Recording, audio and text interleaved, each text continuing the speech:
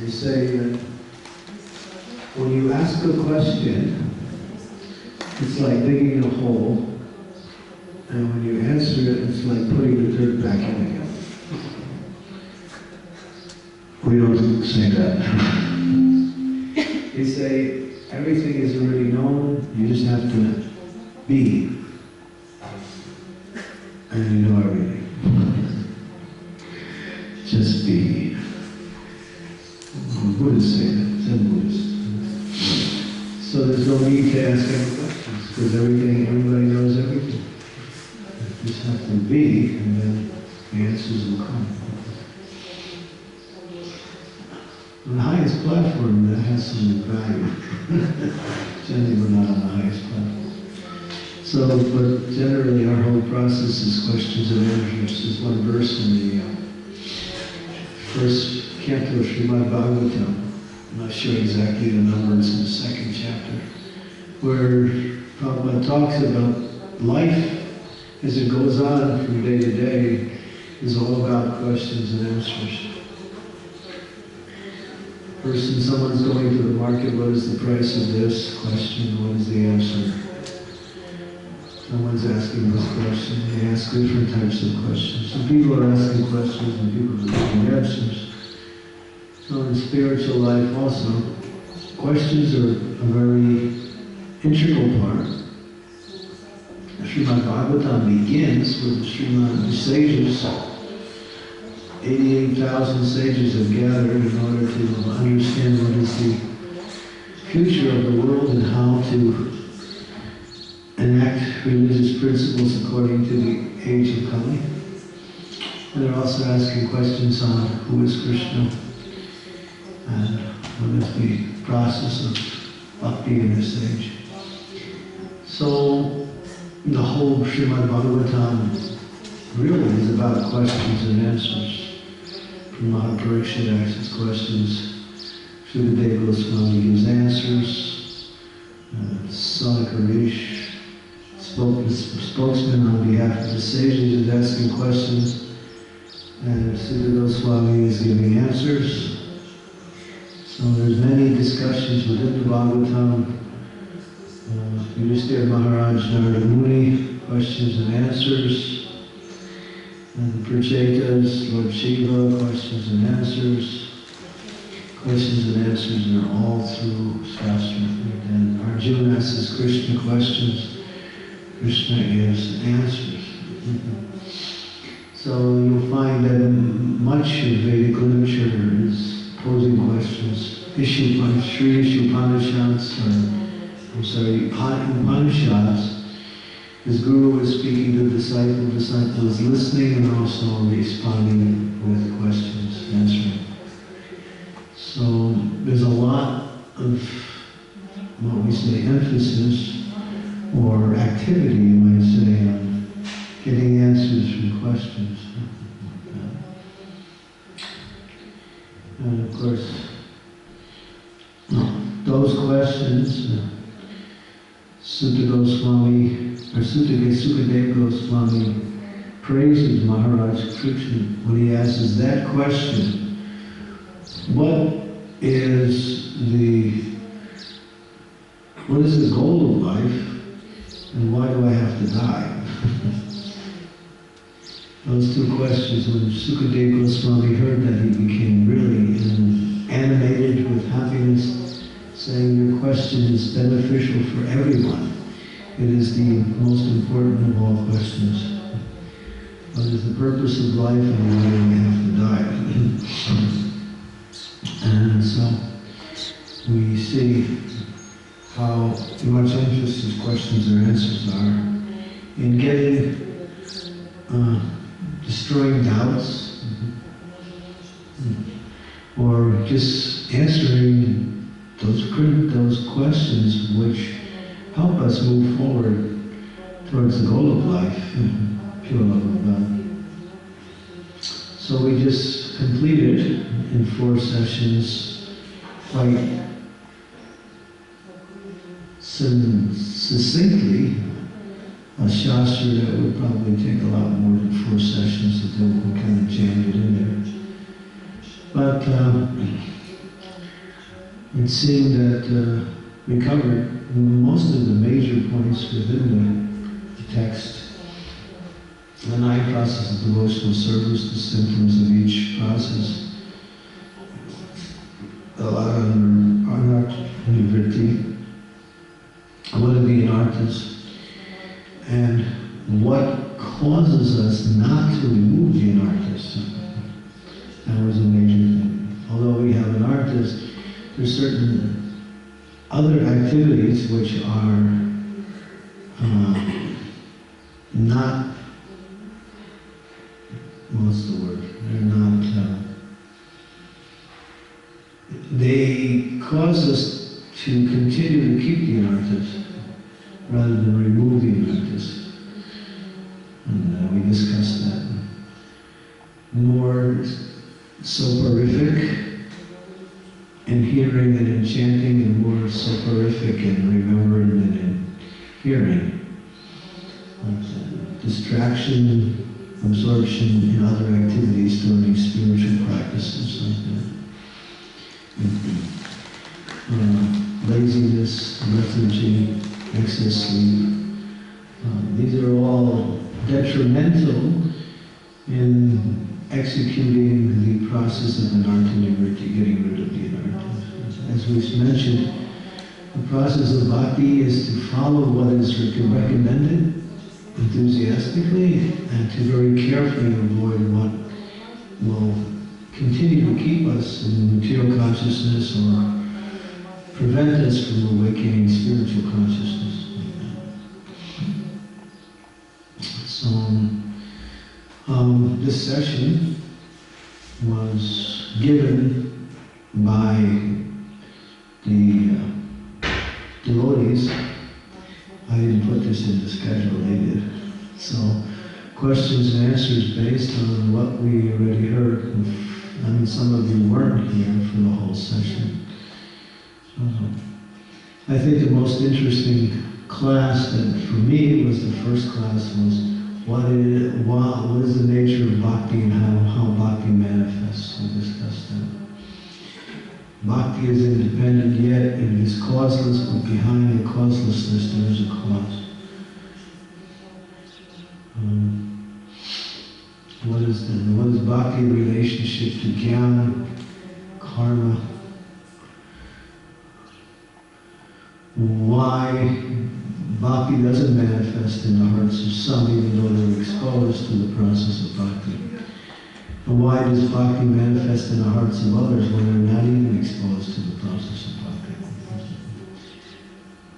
So these are some of the points we covered in the first lecture on Friday night. And there was other things. So I guess the idea was to see if anyone had any questions on the lessons that we discussed. Some of you were here for all 4 lessons. Some of you were here for the last 3 or 4. But in any case, even if their questions are outside of the discussion of Madhuri kind of being, we can consider, answering those also.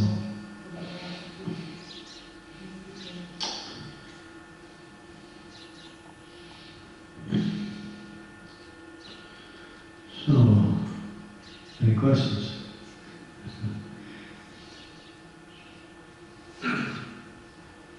We can see that anartha-nivritti usually takes quite a lot of time. Is there some thing which will accelerate it? Yeah. Because to maybe to learn a little bit more of anarthas, or well, the third, or I think the second or the third session was the power of the holy name to destroy the anarthas and the offenses. The offenses are also part of the anartha category. Offenses against bhakti, offenses against the holy name, offenses against, of course, offenses against Vaishnavas cannot be completely destroyed by the holy name. One has to make the proper arrangements to get free from the offenses outside of the chanting. But the power of Krishna's holy name is the accelerating processes that one can make. So one should very much carefully work on 2 things, and that is increasing the quality of our chanting by increasing our quantity of our chanting, our time involved with our chanting. And the other second thing is to hear more and more about Krishna's pastimes. And of course avoiding the 10 major offenses. And of course Bhakti Vinod Thakur explains that a lot of the offenses come because we don't have a taste in chanting. If you haven't developed a taste in your chanting, or at least you can get some taste in your chanting, then it's easy, it's not so likely you'll commit so many offenses. The holy name is actually everything. Everything centers around chanting of the holy name. The time, the energy, the enthusiasm, the attention, the devotion we put into chanting the holy name. And especially in association, particularly in association with the devotees. is the fast track. It removes a lot of the offenses and also gives us the anandam buddhi vardhanam, the taste that we're looking for in Krishna consciousness. So the holy name is where we want to put your emphasis on. It's the panacea, as Prabhupada says, for all ills, and especially anarthas or offenses. We mentioned how without service to Vaishnavas, appreciating the association with Vaishnavas, and service to Vaishnavas, the holy name won't develop beyond a certain point. That's in the fundamental, because the whole process of devotional service is personalism. So developing a personal relationship with devotees based on the mood of service to devotees also feeds the quality of our chanting a lot. Because we're trying to develop a relationship with Krishna through chanting the holy name.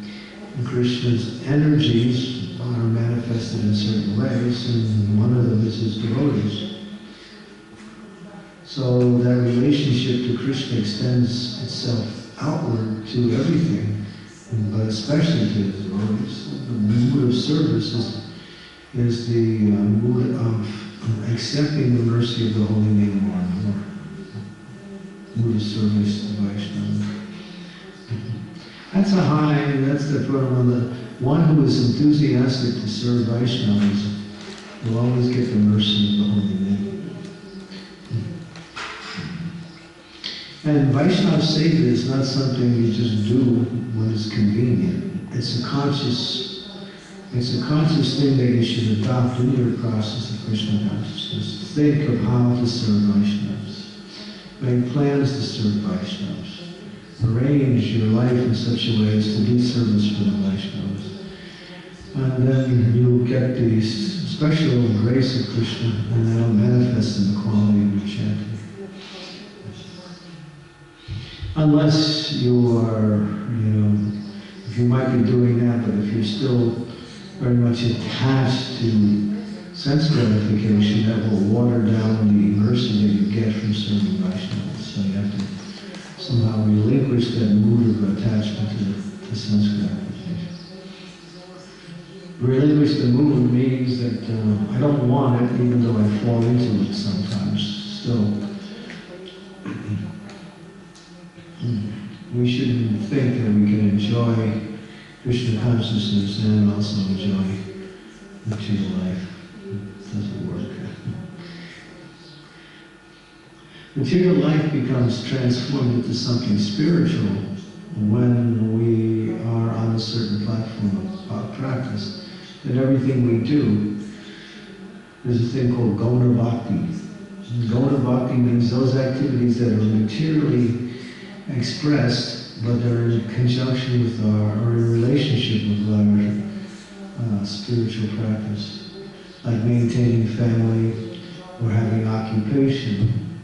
These things can also be spiritualized, and then they're no longer material anymore. We do them as a service and not simply as an activity that is required to support the body. It's there, that'll always be there, but they become transformed into a type of bhakti. It's called Gauna Bhakti, G-A-U-N-A. I forgot the exact meaning of the word Gauna. I think it's in relationship to, in conjunction with something like that. And be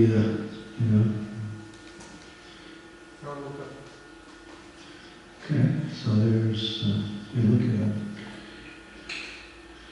I heard it, Tamal Krishna Goswami speaks about it, and when he gives his lectures on Brahma Samhita, he talks about the Gona Bhakti in his lectures. Relating to equality, having qualities, attributive, subordinate, secondary, unessential. Secondary, yeah. Secondary activities.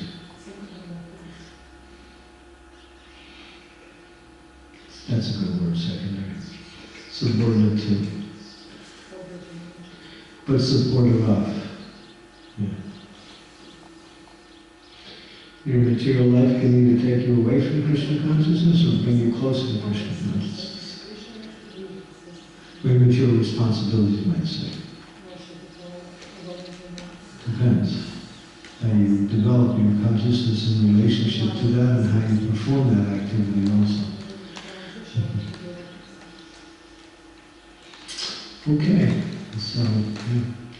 Chant. So holy name is really the means for getting free from, or accelerating the process of enlightenment nirvana, along with Vaishnava Seva.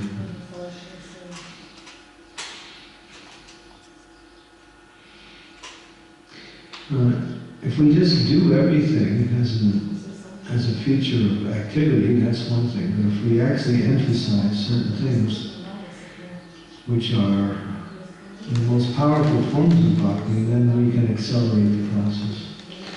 The 5 things we should emphasize is service to Vaishnavas, chanting the holy name, worshiping the Lord in the deity form, hearing Srimad Bhagavatam, and living in a holy place. These are called more powerful forms of bhakti, or the most potent forms of bhakti, these 5. And especially the first 2, chanting the holy names and associating with devotees in the one service.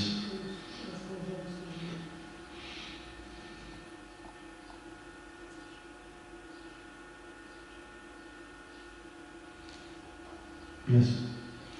I read in Madhurya Kadambini, it is described about spiritual diagnosis. Spiritual? Diagnose. Like when we go to a doctor and he take X-ray and... Spiritual diagnosis. Yes, and he says you have cancer here, you have cancer there. Mm-hmm. So I read something about this in Madhurya Kadambini, that the devotee needs to be diagnosed. Well, the Madhurya Kadambini is a diagnosis. The whole thing is diagnosing your spiritual practice. How, in which occasion in spiritual life is it good to have this? Diagnosis? Yes. Every day. Should be taking inventory on how you can always improve your spiritual life. I think some of the things we should emphasize is you should always understand what's blocking me from making advancement. Krishna arranges for you to make progress accordingly, but based on your desire. And then, of course, you're face to face with your prarabdha karma. That karma that comes by way of our previous material activities, whatever attachments we have, we get a chance to face them all the time. And each time you fail, you have to continue to work on that thing until you overcome that. And then when you overcome that, you move forward, and then you get your next challenge. So you have to see what are the things that are holding you back in spiritual life. Maybe I eat too much, sleep too much, talk nonsense too much, don't spend enough time hearing and chanting, attached to watching television. You have to see what are those things. You observe your own spiritual life. And if you're not sure, you may also ask someone who's close to you, or even your spiritual master, what do I have to do to move forward? What's keeping me back?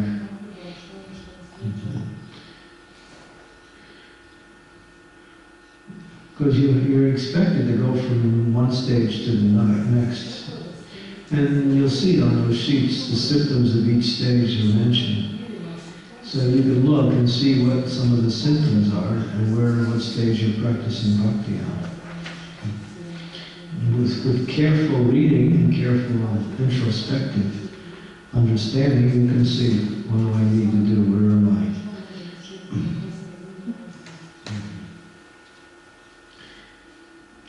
And what do I need to move forward?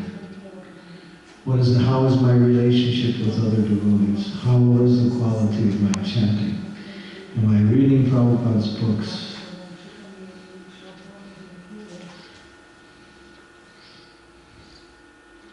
Like that. So we do that all the time.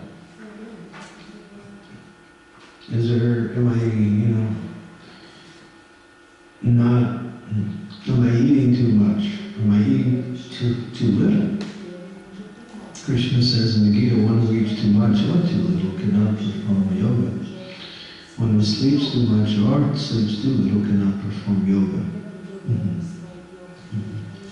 So you have to say, well, maybe it's one of these things. Or maybe it's a combination of things. So you have to be a spiritual analysis. Bhakti Tirtha Swami had the whole society make that prayer. He said it many times, even during the GBC meetings, that we offer a prayer to the Lord. My dear Lord, whatever it is that I have, whatever I need to make advancement, please bring that on. And whatever I need to take away to make advancement, please take it away. So it's a really powerful prayer. You're asking Krishna to bring on what you need for advancement and take away what you need for advancement. And if you pray like that seriously, you'll start to see exactly, and you'll be face to face with your attachments, or face to face, and you'll start to see something coming into your life that you actually need in your spiritual practice. Prayer is powerful. We can use individual prayers based on our expression of what we need in Krishna consciousness, or we can also recite the prayers that are mentioned in the Shastras, which are even more powerful than our individual prayers. If you don't pray along with your practice, it's going to be really hard. Your prayer, you're actually showing Krishna on a personal level that you're serious. Of course, we practice the process enthusiastically, but the prayer is actually one of the 9 processes of bhakti, offering prayers to the Lord.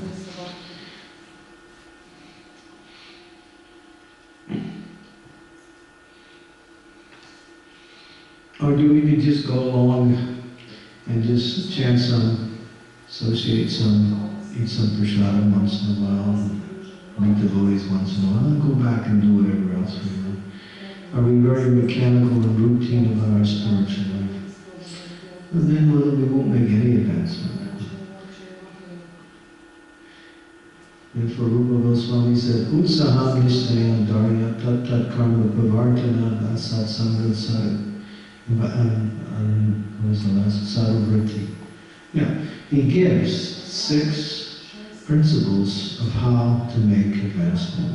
Enthusiasm, determination, patience, hearing and chanting the words of the Lord, avoiding association of non-devotees, and following the processes given by the acharyas. So if you emphasize these, you'll start making advancement. And what are the 6 things that take away from our advancement? Atyahara, too much eating or too much collecting material things. Was it prayasa, endeavoring for mundane things that are hard to achieve. Prajalpa, speaking nonsense. Niyamagraha, following rules and regulations for the sake of following and not know why you're following them. Or Niyamagraha, rejecting rules and regulations and acting independently and whimsically. 5, again, avoiding the associations of people who are against the process of bhakti. And 6 is lalya, greed for mundane things, greed for mundane achievements. So, bhakti, there's a book called Bhakti Aloka, which is Srila Bhakti Vinod Thakur's commentary on these 12 items. And he goes into each one in great detail. So, nectar instructions, we just gave a seminar on that in Ljubljana about these different points. Study that little book, Nectar Instructions. It really teaches you how to move forward in Krishna consciousness. When you don't have a taste for chanting the holy name, how do you get your taste back? Just chant. Keep chanting until the taste comes. Don't count. You can count, but just keep chanting and the taste will come. Therefore, the 7th verse of Nectar Instruction says, just carefully chanting the holy names of the Lord will again reawaken one's taste for chanting. Careful chanting. The word careful is used. It's also mentioned in Bhagavad, the same thing. Careful chanting of the holy names of the Lord. One devotee, I was talking to him in Mayapur. He wanted to understand, how to improve his japa. He heard that Srila Bhaktisiddhanta Saraswati chanted 1 billion names of God, took him 90 years. So he wanted to know what was the process, how would he approach that. So he went to different villages in Mayapur and he met some persons who actually taught him exactly how Bhaktisiddhanta approached it. And it's really amazing. It takes great patience. You chant your first 4 rounds like this. Hare Krishna, Hare Krishna, Krishna Krishna, Hare Hare, Hare Rama, Hare Rama, Rama Rama, Hare Hare. Using your fingers like that, you count and just chant very carefully like that. 4 rounds. Now I just chanted 1 mantra. Now how long is that going to take you? A while. But if you want the taste, right?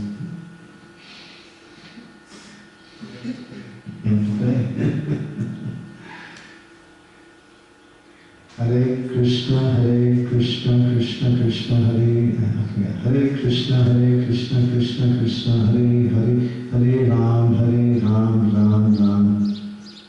Hare Hare. I ran out of fingers. So yeah, I asked him. I'll tell you the devotee, it was Mohan. He was the one he asked. Mohan from Zagreb, from Carlos. He's coming today. He said he was going to come today. You can ask him about it. And he said he met the sadhus told him. They told him exactly how Bhaktisiddhanta Saraswati did it. And he said the first 4 rounds, every time he began his japa was like that. And then after 4 rounds, you get so much, your mind is pretty much absorbed in the holy name. But we're always thinking how to finish our rounds. This is one of the most detrimental things in chanting, is the idea of thinking in terms of completion rather than thinking in terms of absorption. Somehow we find ourselves in a situation where we have a lot of things to do. And because we have a lot of things to do, we put our rounds and kind of squeeze them in. So, if you really want to make advancement, the first thing you do every day in the morning is chant 16 rounds. Don't do anything else. Just chant 16 rounds in one sitting. Do that every day, week after week. And your taste will start coming back. And, chanting a few rounds in 1 minute time, you're spending 3 or 4 times chanting your rounds throughout the day, and really you're not going to get much. Don't break it up so much. Try to do it in one sitting. Well, I know one guru who teaches all his disciples in the ISKCON, chant 16 rounds in one sitting. He tells his householder disciples to do the same thing. And you might think, well, how am I going to make the time? You just have to make the time. That's all. If you're serious, you make the time. The mind will rebel. Right? The mind will start thinking, let's do something else. But don't listen to your mind.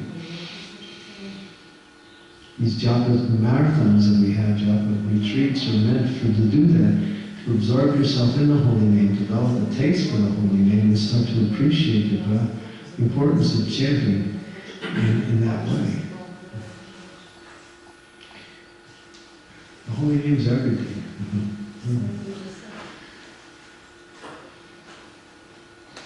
So we should put the maximum amount of time and attention in chanting the holy names.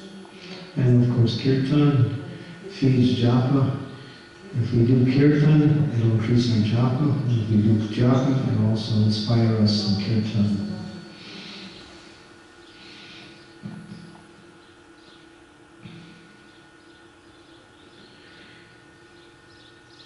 We live in a Western type of world.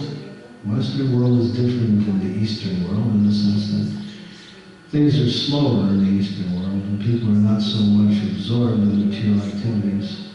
So when Prabhupada put Krishna consciousness in the Western world, he had to deal with that very intense mode of passion that comes with the Western society. The mode of doing is the mode of life in the Western world. People see success in life by what they do and how much they get from what they do. Life is about doing. But life is not about doing. Life is about being. Doing is part of life. If doing becomes the focus of life, then you actually missed life. It's not what you do, it's what you are. It's not what you get, it's what you are.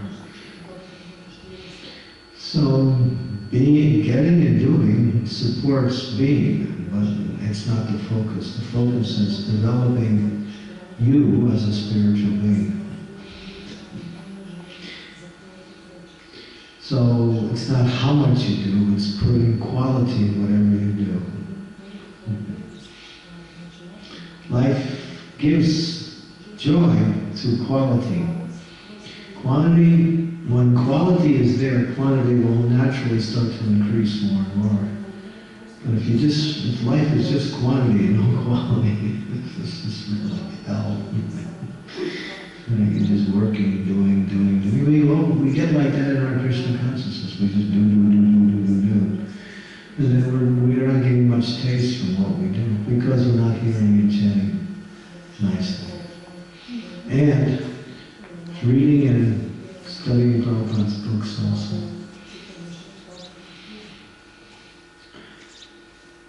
Here's where the taste is, hearing and chanting. And these things uproot the anarthas. They destroy the anarthas and they also replace, that mood with a higher relish. We actually relish. When I preach to some people, I always, like we preach in jails, I tell them, inmates, I've been chanting this mantra for the last 44 years and they can't believe it. How can anybody chant the same thing over and over again every day for hours each day? It's inconceivable. And they think, wow. Because when you try to compare it, you can't find a comparison. There's nothing in comparison to spiritual sound vibration.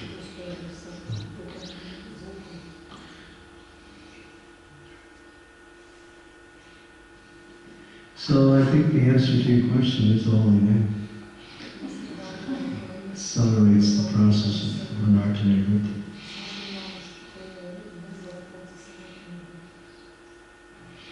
Anything else? Another question?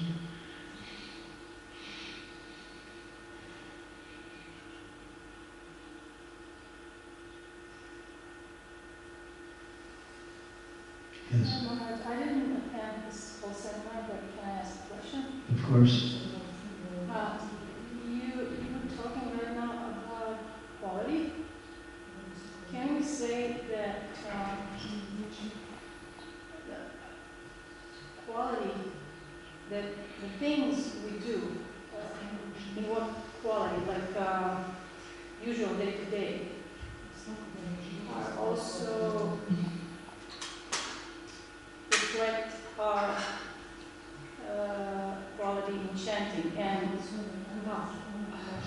Yeah, chanting. Also, our chanting reflects Yeah. what's so It starts from the chanting.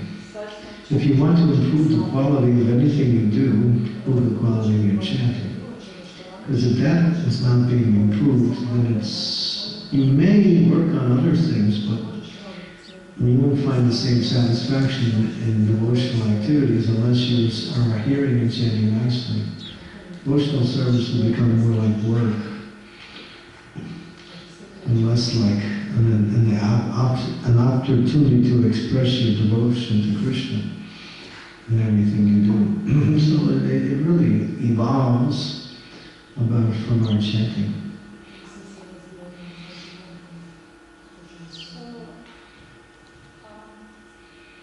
Yeah.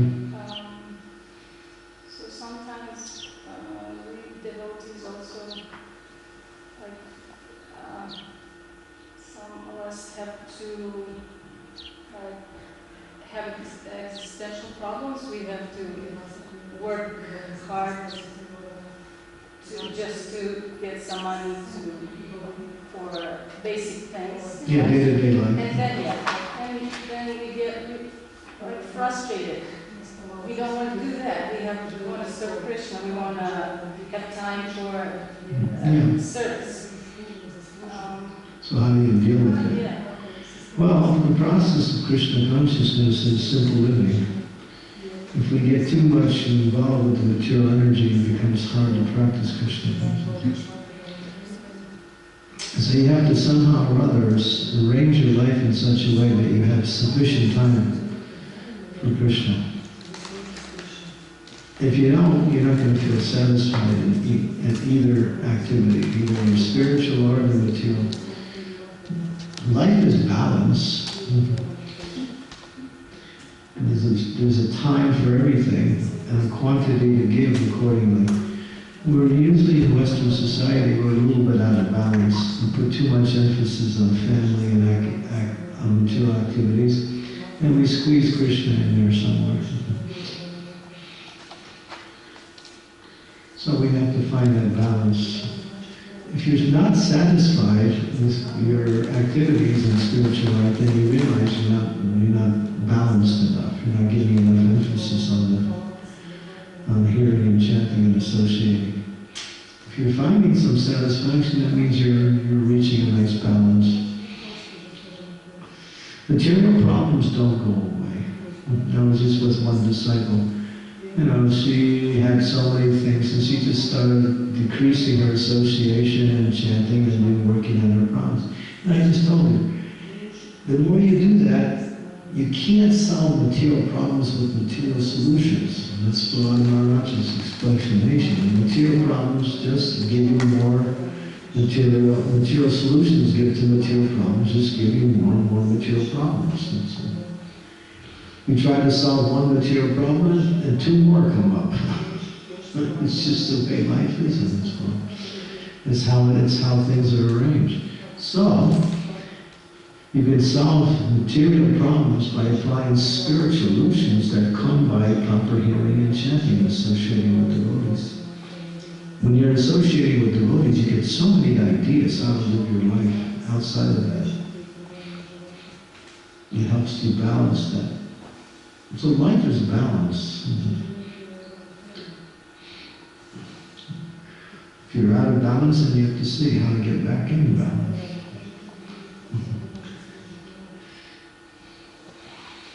But, Hare Krishna, we get too far out of balance and we can't think how to get back in balance again.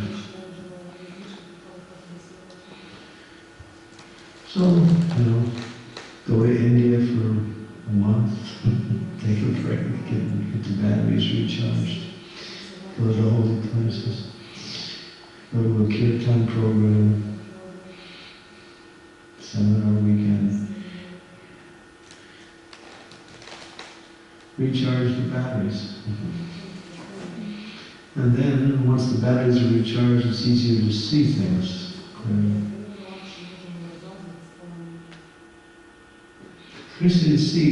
Krishna consciousness means complete consciousness. it's not limited to only your spiritual. When you're Krishna consciousness, you can see your whole life clearly. Not only your day-to-day spiritual life, but how to adjust your life in this material world to make it more effective and more simple, maybe, cutting out a lot of nonsense you don't need, utilizing time in a better way.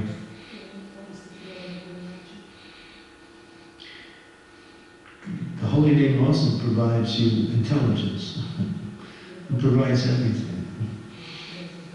Association with devotees also gives you intelligence and inspiration. All these things are found in Krishna consciousness, because Krishna consciousness is our natural consciousness.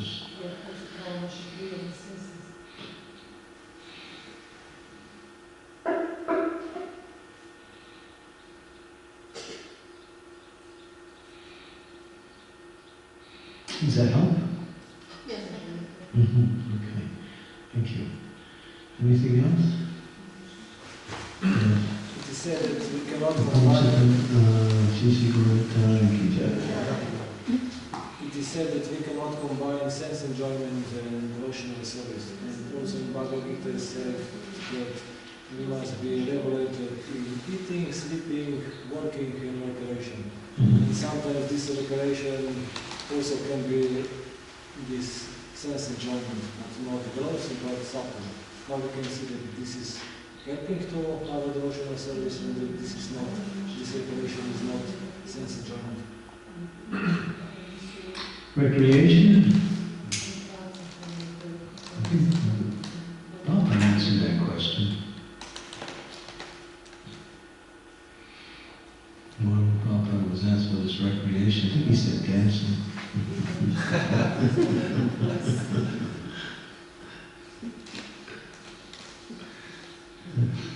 It doesn't mean like playing volleyball or tennis or...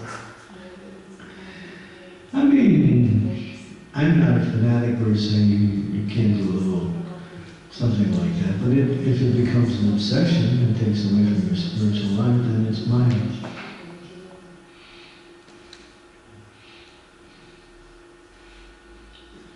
But recreation could mean going to our holy places with other Vaishnavas.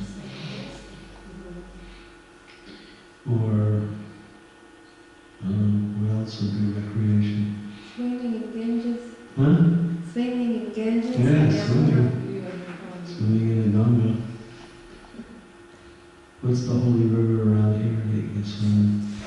So, Okay. There's two Vaishnava sports, wrestling and swimming. These are considered Vaishnava sports.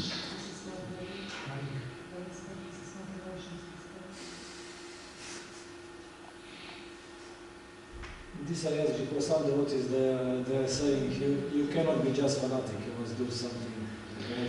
They say that Yeah.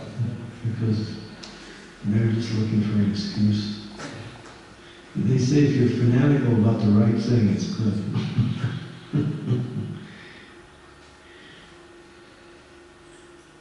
Fanatic is really a bad word when you're performing the wrong activity. But if you're fanatical about, I mean, a person in love with God is really fanatical.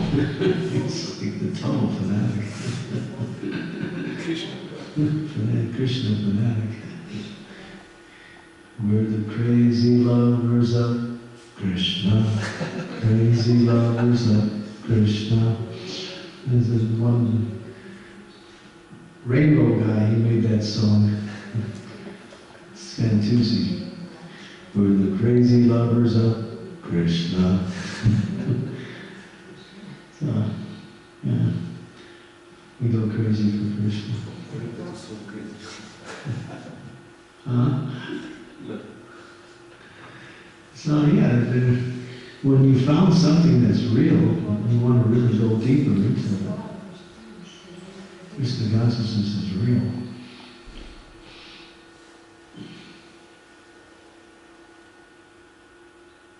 I guess Prabhupada was a fanatic.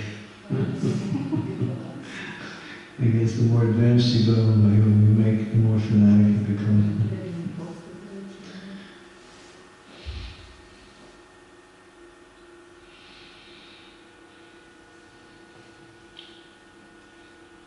Devotees are different.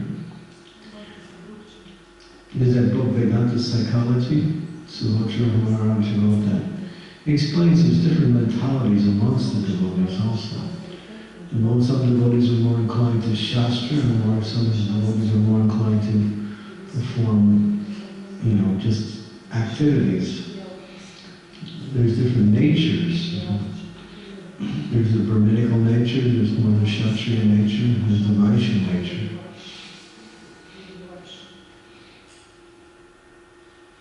So when we can deal with the different natures, and then engage that nature in Krishna consciousness, that's Maharashtra.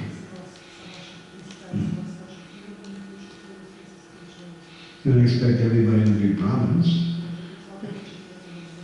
because some people have the Kshatriya nature, and therefore through training and education, the nature starts to manifest, and one can perform wonderful service for the society, and also make advancement by practicing Krishna consciousness according to their natures.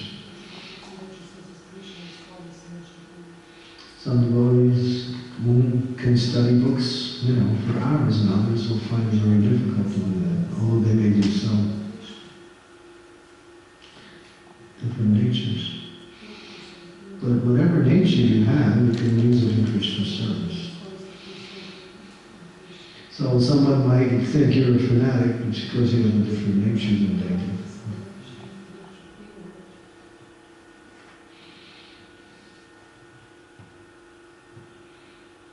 We have kirtan programs, and some people never come. And sometimes these same people will come for service, but they won't come for kirtan. So that's fine.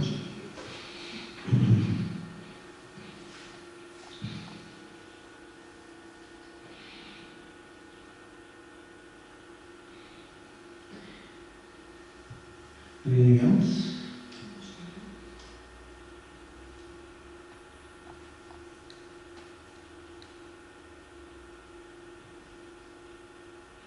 At least in one class, Prabhupada said that to commit sinful seventh offenses, to commit sinful activities and distracting one another is a serious offense. Nam balad yasa hi papa buddhi. Nam balad yasa hi papa buddhi. Papa buddhi, great offense. Is considered the greatest offense. Sinning and chanting. In other places, the root of all offenses is inattentive chanting. Not root. By inattentive chanting, the tendency to commit other offenses remains strong. By attentive chanting, you reduce the inclination to commit offenses. Bhaktivinoda Thakur explains that. The more you chant attentively, the less likely you'll commit offenses.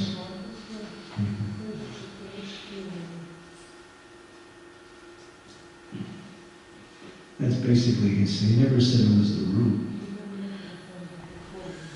The root of all offenses is envy. As soon as envy is there, then all offenses start coming from that.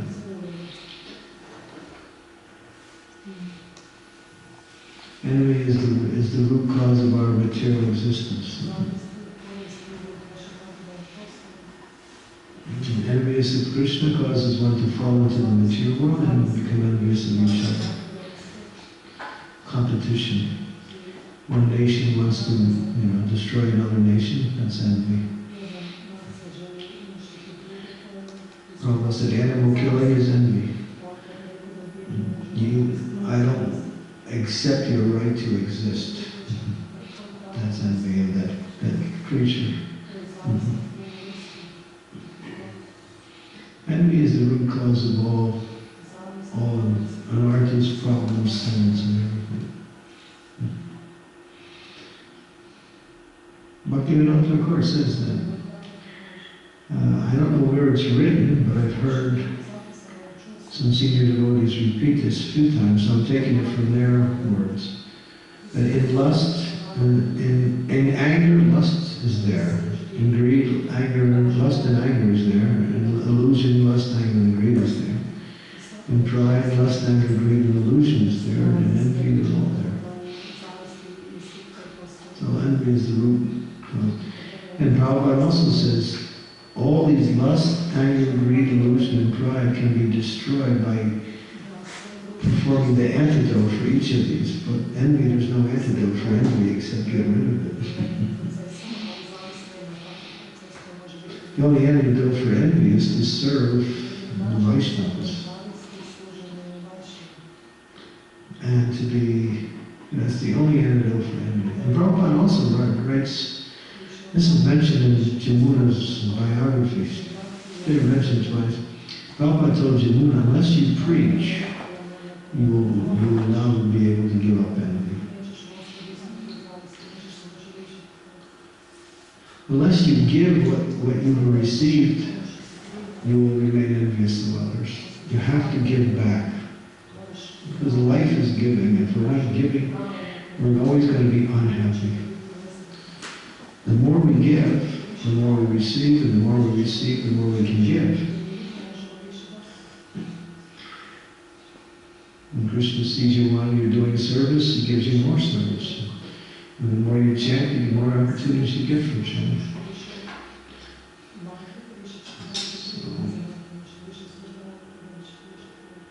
So we have to destroy this really evil called envy. Through humble service to the Vaishnavas, and another way to get rid of envy is to be satisfied with whatever Krishna gives you, and not be anxious or eager to simply, have something that you don't really need or deserve. They're always happy. No, Krishna gave me some prasadam, he's given me some service, he's given me the holy name, he's given me whatever I need to live. I'm satisfied. Why should I look at someone else and think, oh, I gotta have that, or why do they have that?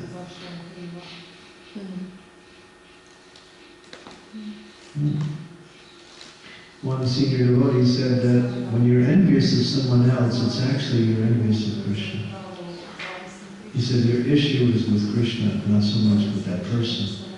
Because you're saying, why, Krishna, why did you give that person that? He doesn't deserve it. You made a mistake. So your problem is with Krishna when you're envious. You don't like what Krishna gave to that person, or you don't like what Krishna's giving to you, or whatever. In other words, somehow or other it goes back to Krishna. So devotee, one of the principles of it is devotee satisfied. Satisfied. Material life you can never be satisfied. There's nothing in that life that gives you satisfaction. Devotee is satisfied with whatever Krishna arranges and appreciates that, and that Krishna gives more. A materialist will try to get more and still remain unsatisfied. And we used to always say, I remember in the early days, material life means satiation but no satisfaction, and spiritual life means satisfaction and no satiation. Satiation means becoming full. You're never full in Krishna conscious, but you're always satisfied. And in material life, you're never satisfied, and you're always full. It's not. No. Another way to get rid of envy is to appreciate the fact that, to appreciate the mercy you received. And then another time as you look, in other words, is But the real thing is to try to give what you got, gave what Krishna gave you. If he give you some talent, use it for Krishna's service. If he give you some intelligence, use it for Krishna's service. Some ability, whatever. If he gave you some time, use it for Krishna's service. If you use whatever Krishna gives you, you'll be happy. But the problem with the material consciousness is, this is not right, she's not right, he's not right, that's not right. Krishna's off too. We're always complaining about something. Right? Right? Isn't that the, this is not right, that's not right. No, everything's right except you. Make yourself right, and then you'll see everything else is all right. Prahlad Maharaj says the whole world is happy because he's happy. He sees the whole world happy. Why? Because he's feeling that happiness and he sees everyone in the same consciousness. You're miserable, everybody else looks terrible, right? If you're happy, everybody looks good.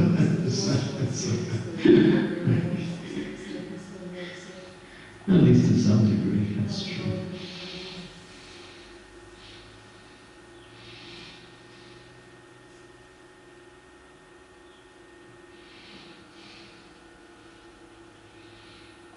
Anything else? Any other questions?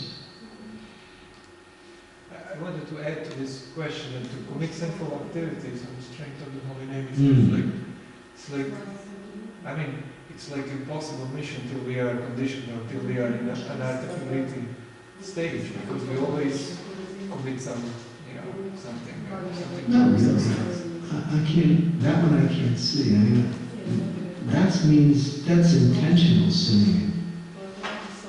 That's what that would mean. If you somehow want to slip into something material just by habit or by bad association, that's not breaking that. It's this, when you think, I have the formula for getting rid of sinful reactions, the chanting of the holy name, therefore I'll commit some sin and get the reaction taken away by chanting.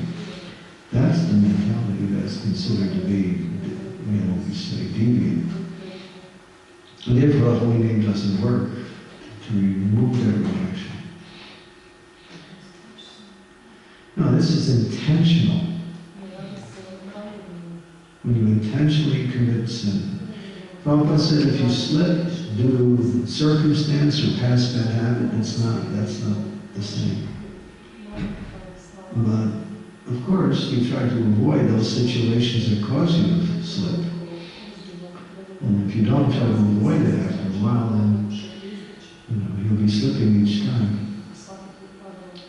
But this is the mentality, and the example was in our society there was one very charismatic leader who came to Krishna Prabhupada in the early 70s, and he brought all his followers with him, about 50 other. He was very charismatic. He was a leader himself, spiritually inclined. He joined Prabhupada, all his followers came. And then after a while he started to, add a few things to Krishna consciousness. And then he started introducing smoking pot, marijuana, and chanting Hare Krishna. And this is really the way to go. So then he was asked to leave, and some of his followers left, some stayed with Prabhupada. And so then the devotees were saying to Prabhupada, he's at least chanting Hare Krishna. Prabhupada said his chanting is useless because he's sitting on the strength of chanting. Consciously breaking the principles at the same time chanting the holy name, so that chanting is useless. So that's an example.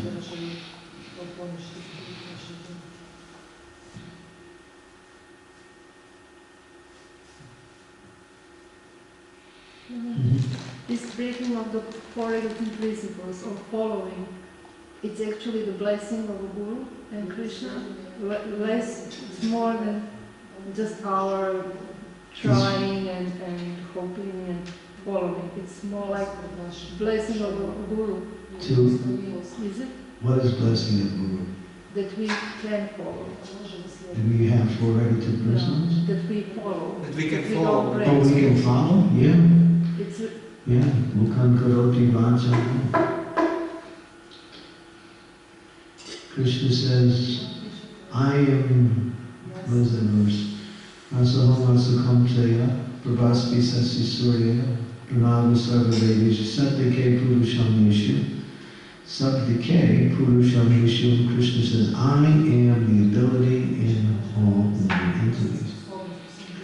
So even the ability or the desire to follow is coming by way of the mercy of Krishna through spiritual master.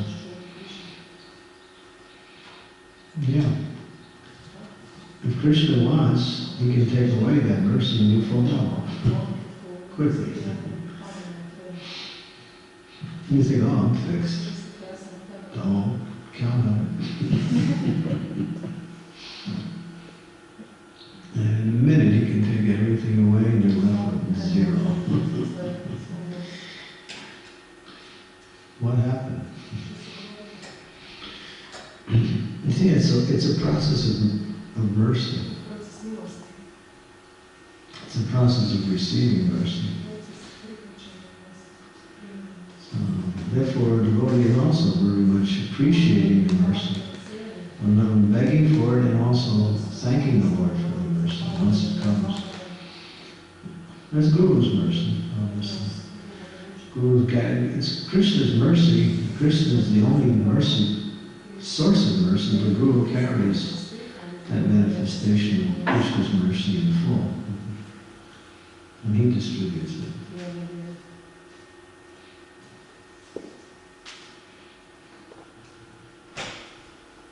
I realize how foreign the principles can protect the devotee.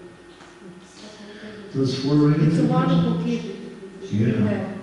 These four regulative principles are called four pillars of sinful life, and all sins exist within these four. If you follow these four, you're free from all sins.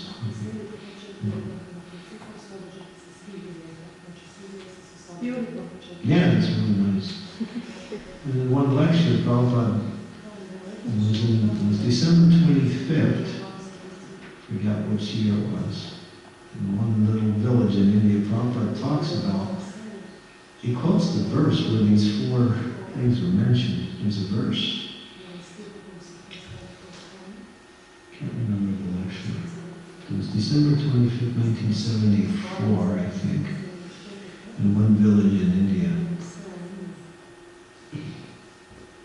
He mentions these four.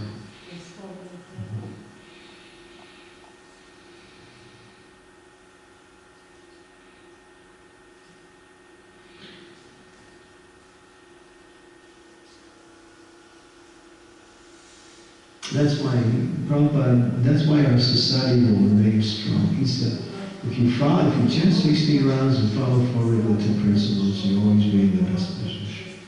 As soon as you go below that, you're subject to the effects of material energy. Start breaking the principles or chanting less than your required rounds. That's a good issue.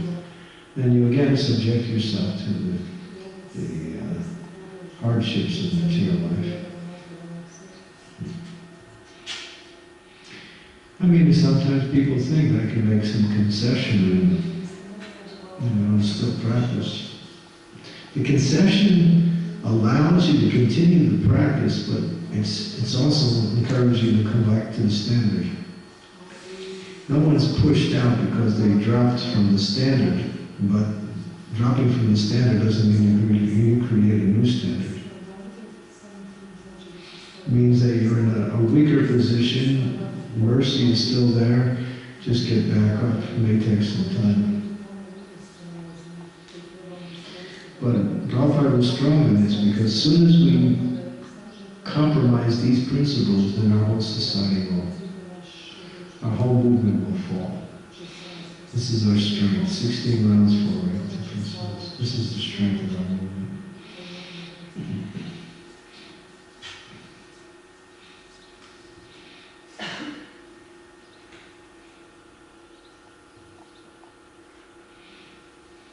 That's why we make it a vow on initiation. It's something you say, you agree to do before the fire, which is Krishna in the form of fire. The Vaishnavas who were assembled there, the spiritual master who was there. So before these three categories, Vaishnavas, Guru, and Krishna, you promise. It's not a promise, it's a vow. Promises you can break, vows you can't break. If you break a promise due to circumstances, you can be forgiven, but vows you don't break. Vow is a strict promise. If you slip, then get back up. It's not like you can slip and stay down and think it's acceptable.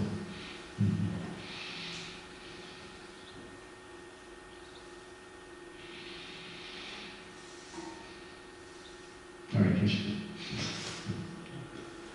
Four regulative principles. Yeah. What are the four regulative principles? No meeting, no fish eating, no eggs, no eggs, no fish, no meat, no gambling. Four regulative principles.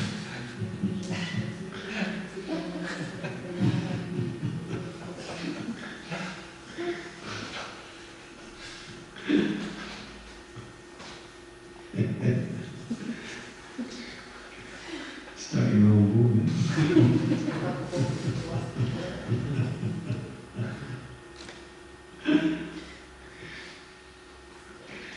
You agree to chant at least 16 rounds a day, not maximum.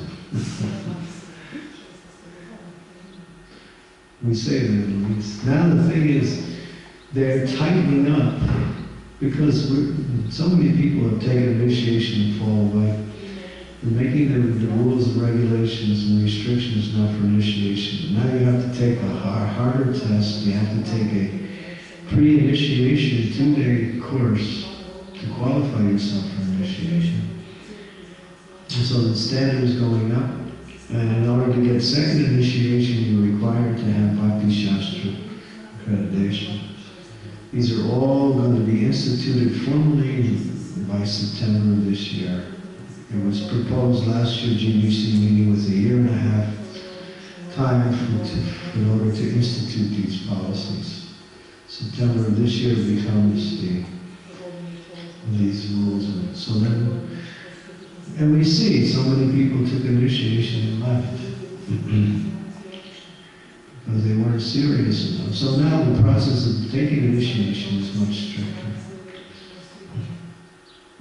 And it's good.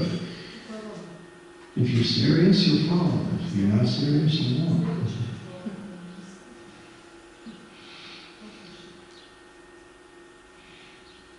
And if you're serious, you'll get the help you need to follow also. It's not that you become, because you feel like I'm not as qualified to come up to that standard. Qualifications are provided simply by remaining serious. Serious means you try your best, and Krishna will arrange things to help work. That's why Nectar of Devotion says sincerity is the principle of success in Krishna consciousness. And sincerity is not just a word or a feeling; it's an endeavor to follow. Even Prabhupada was talking about that this morning. He was listening well. Yeah, something about sincerity.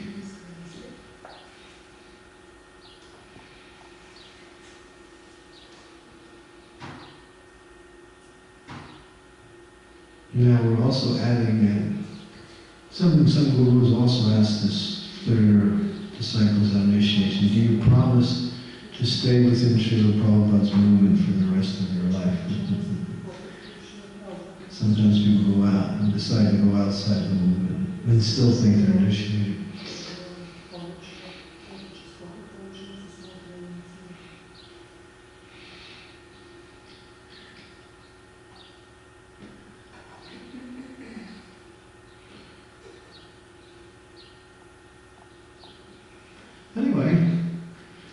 Those who are serious like strictness. Those who are not serious don't like strictness.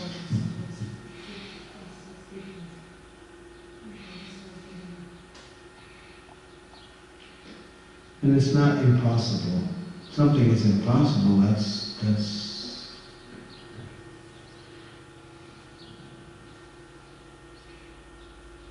Prabhupada also made one statement. If you chant 16 rounds and follow the four regular principles your whole life, you go back to Godhead. There's a statement like that. So that's all you have to do. So he said that's it, that's all. That means from the time you take initiation to the rest of your life, if you follow these things, you'll go back to God. That means with the whoever the spiritual master, Prabhupada being the founder Acharya spiritual master, whatever he says actually becomes Shastra.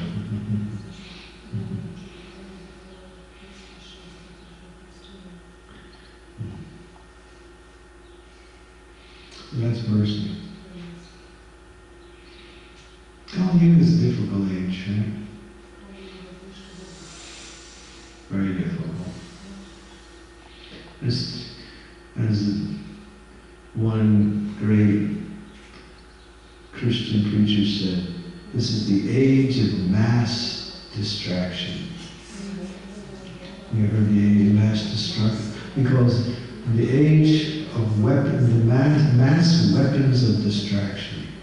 There's so many opportunities to get distracted. Right? It's all around. Therefore, to stay focused in spiritual life is an austerity.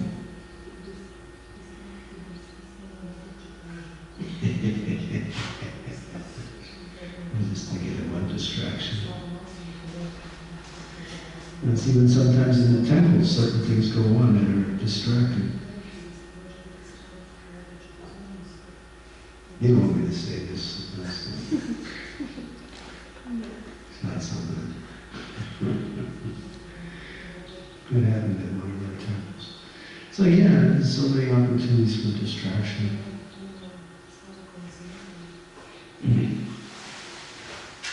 Here's where chanting the holy names of the Lord early will give you the strength to stay less distracted, become less distracted.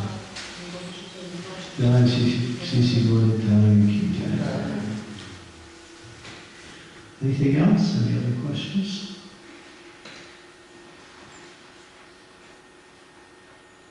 Yes. Amongst the offenses, it is mentioned the offense to people in general. Mm. Say something about this one. No, this is not following proper moral and religious etiquette and dealing with other people, being disrespectful to others. When Prabhupada was asked, what is the quality of how can you tell who's a Vaishnava? Prabhupada said he's a perfect gentleman, perfect lady. He gives respects to others. You know, so when we interact with the non-devotees, well, we treat them with respect, although they're not respectable still. You still treat them with respect as a spirit soul. Bhaktivinoda Thakur also mentions this. Somehow or other I live in this world because I give respects to everyone. So the respect is given according to position and respect. Different people in different ways, but the principle of respect is there. It's like, I'll give you an example. One senior devotee was on an airplane. One day the airplane landed, he was late, so he was trying to push his way through the crowd getting off the airplane. And one lady saw him. She says, does your religion teach you to be impolite? She said that, shocked him, because he was dressed as a devotee. So, if you're impolite towards people in general, that's also an offense. It says you're supposed to give respect to superiors, such as father, mother, like that. Although maybe politicians and people who are popular in this world, we may not give them much credit, still we respect them for whatever position Krishna's put them in. Like that. So devotee's not, flippant. You know what flippant means? Flippant. F-L-I-P-P-A-N-T. Flippant. Whimsical. Yeah. When it comes to dealing with others.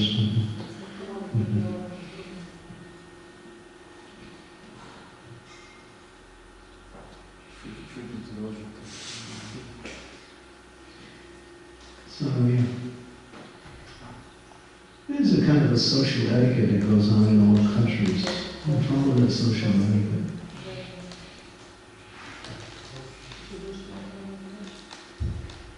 You know, sometimes we're out, just like I was in the restaurant the other day in Ljubljana, and I was getting my tray.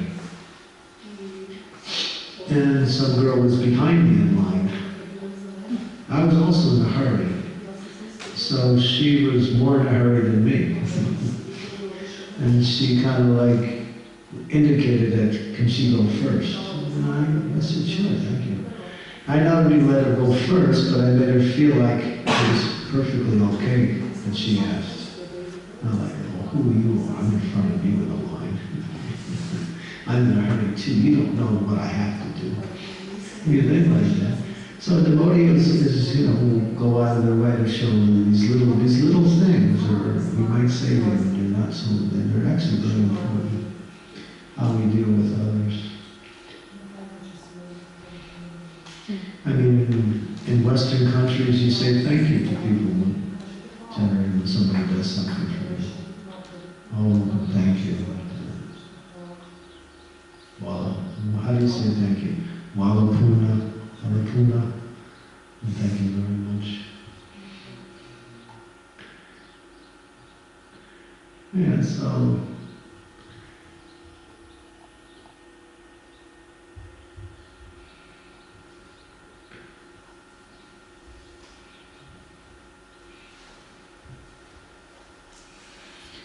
okay, is that it?